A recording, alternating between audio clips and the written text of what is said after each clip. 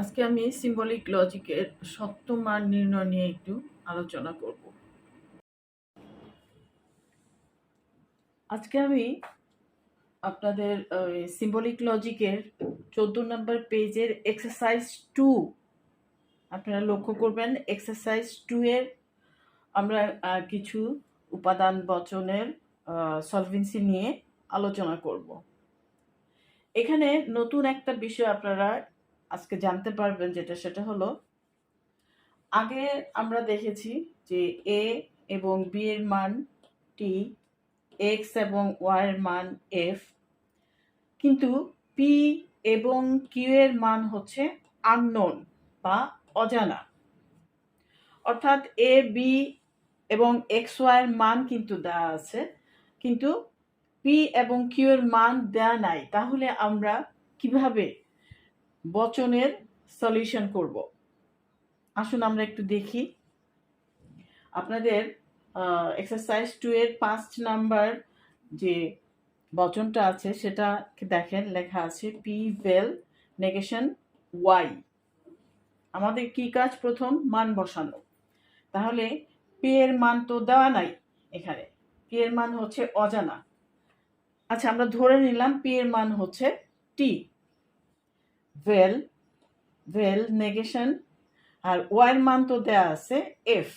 ওকে, তাহলে আমরা ওয়াই এর মানটা দিয়ে দিলাম। এরপরে যথারীতি টি ভেল নেগেশন এফ মানে হচ্ছে টি, অ্যান্ড দেয়ারফর টি ভেল টি মান হবে টি। আচ্ছা, আমরা একটু চেঞ্জ করি, যে পি এর মানটা এখানে আমরা টি ধরেছিলাম, দেখি পি এর মানটা যদি আমরা এফ ধরি তাহলে কি হয়। পি এর মানটা যদি এফ ধরলাম, পি এর মান এফ ভেল নেগেশন এফ, কারণ ওয়াই এর মান হচ্ছে এফ। তাহলে আমরা দেখি এফ ভেল নেগেশন এফ, এফ থাকলো ভেল negation F, that means T. তাহলে এফ ভেল টি মান হচ্ছে টি। তার মানে কি হলো, যে আমরা এই উপাদান বচনের সলভেন্সির সময় পি এর মান টি ধরলেও আমাদের যে রেজাল্ট আসবে, পি এর মান এফ ধরলেও আমাদের একই রেজাল্ট আসবে। ওকে, তার পাশাপাশি আমি আরেকটা উপাদান বচন নিয়ে আপনাদের সাথে আজকে কথা বলে এই চ্যাপ্টারটা শেষ করে দিব। সেটা হচ্ছে এক্সারসাইজ 2 এর 10 নাম্বার যে উপাদান বচনের সলিউশন আমরা করব, সেটা হচ্ছে এরকম দেখতে। ওকে, যথারীতি আমরা মান বসাবো, কিন্তু আবার একটু দেখি যে এ বি এক্স ওয়াই এর মান দেওয়া আছে, কিন্তু পি কিউ এর কোনো মান দেওয়া নাই। এটা হচ্ছে অজানা, আমরা আমাদের মতো করে বসিয়ে নিয়ে করব, এবং অন্তত 2 বার করে দেখব যে আমাদের মানটা বসানো ঠিক আছে কিনা। তাহলে আমরা কি জানি, দেখেন এখানে পি এবং কিউ এর মান দেওয়াই নাই, এবং এই সলিউশনের ক্ষেত্রে আমরা দেখব যে কি কিউ পি কিউ, যার একটা মানও কিন্তু আমরা খুঁজে পাবো না। তাহলে আমরা নিজের মতো করে ধরে নিয়ে শুরু করি। ধরে নিলাম কিউ এর মান হচ্ছে টি ভেল নেগেশন, পি এর মান ধরলাম টি, আর কিউ এর মান তো আমরা আগেই ধরে নিয়েছি টি। এখন আমরা কাজ শুরু করব।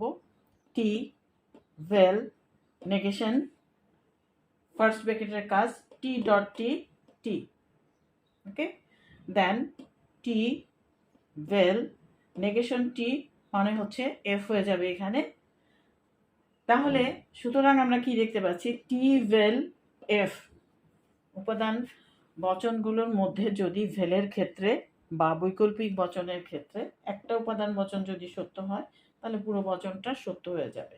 ওকে, আমরা আরেকটু দেখি যে এখানে কিউ এর মান টি ধরেছিলাম, কিউ এর মান যদি এফ ধরে শুরু করি তাহলে কি হয় রেজাল্ট। যথারীতি এফ ভেল negation F dot F, F dot F. প্রথমে আমরা টি ধরেছিলাম, এবার এফ ধরলাম। দেন এফ ভেল negation F dot F, F F ভেল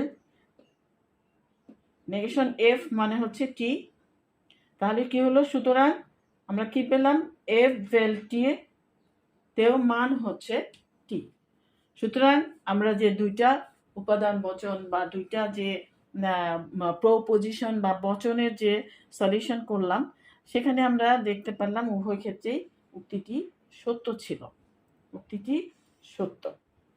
তা আপনারা বারবার আপনাদের এক্সারসাইজে আরো অনেকগুলো উপাদান বচনের সলিউশন করতে বলা হয়েছে, ওগুলো আপনারা সলভ করবেন, চেষ্টা করবেন এবং প্র্যাকটিস করতে থাকবেন।